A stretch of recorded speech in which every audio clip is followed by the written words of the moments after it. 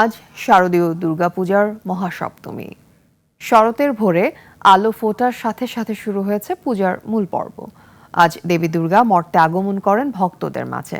প্রাণ প্রতিষ্ঠার মাধ্যমে মাটির প্রতিমায় সঞ্চারিত হয় জীবন, পূর্ণ হয় আবাহনের আচার।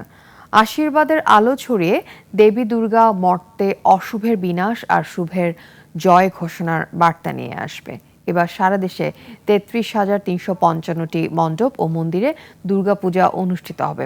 গত বছর সারা দেশে ৩১,৪৬১টি দুর্গাপূজা হয়েছিল। সেই হিসেবে এবার ১,৮৯৪টি মণ্ডপে দুর্গাপূজা বেশি হচ্ছে।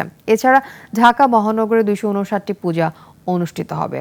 সনাতন ধর্মাবলম্বীরা যেন নির্বিঘ্নে শারদীয় দুর্গাপূজা উদযাপন করতে পারেন, সেজন্য র্যাব, বিজিবি, আনসারের পাশাপাশি যৌথ বাহিনীও কাজ করছে।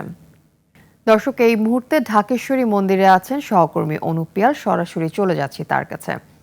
অনুপ, আশা করি শুনতে পাচ্ছেন। অনুপ, শারদীয় দুর্গাপূজার মহাসপ্তমী কেমন দেখছেন?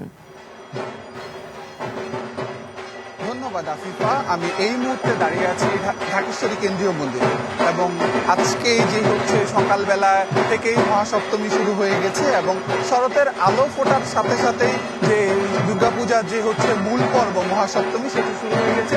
কাল ষষ্ঠী ছিল, ষষ্ঠীতে যে কল্পারম্ভ পূজা সেটি শেষ হয়ে যাওয়ার পরে আজকে হচ্ছে মহাসপ্তমী। এবং আমি যদি আপনাকে একটু দেখাতে চাই মন্দিরের যে চারপাশের অবস্থা, সেখানে আমরা দেখতে পারি যে হচ্ছে যে ভক্তরা যারা রয়েছেন তারা ইতিমধ্যে হচ্ছে মন্দিরে আসতে শুরু করেছেন এবং আমি যে হচ্ছে পুরোহিতের সাথে এখানে কথা বলেছি তারা আমাদের জানিয়েছেন যে ৯টা থেকে ৯:৩০টার মধ্যেই হচ্ছে যে পূজার যে আনুষ্ঠানিক যাত্রা সেটি শুরু হবে এবং প্রথমে মহাস্নান হবে, তারপরে ঘটস্থাপন হবে এবং তারপর যে নবপত্রিকা অর্থাৎ যে ৯টা পাতার যে সম্মিলনে যে নবপত্রিকা সেটি সম্পূর্ণ হবে। তারপর হচ্ছে দেবীর চক্ষুদান হবে এবং তারপরে হচ্ছে প্রাণ প্রতিষ্ঠা হবে এবং তারপরে যে পূজার আনুষ্ঠানিক যাত্রা সেটি হচ্ছে শুরু হবে আর কি।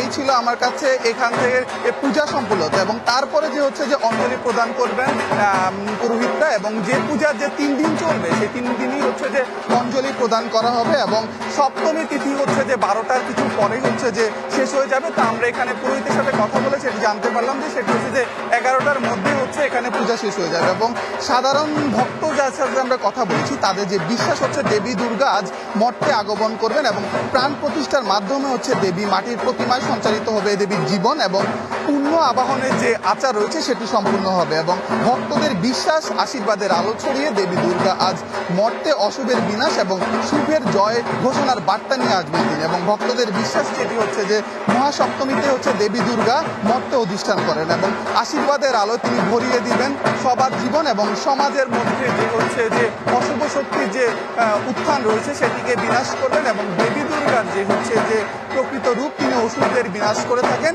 সেই অসুর বিনাশের বার্তা নিয়ে তিনি হচ্ছে আজকে ধরাধামে হচ্ছে তিনি অবস্থান করছেন এবং সাধারণ ভক্তদের মাঝে এক ধরনের উৎসব এবং আনন্দ আমরা দেখতে পাচ্ছি এবং ভক্তদের সাথে আমরা বারবার কথা বলেছি, তারা জানিয়েছেন যে পূজা যেন হচ্ছে যে নিরাপদভাবে সম্পূর্ণ হয় সেটির জন্য তারা হচ্ছে যে সকলের নিকট হচ্ছে অনুরোধ জানিয়েছেন।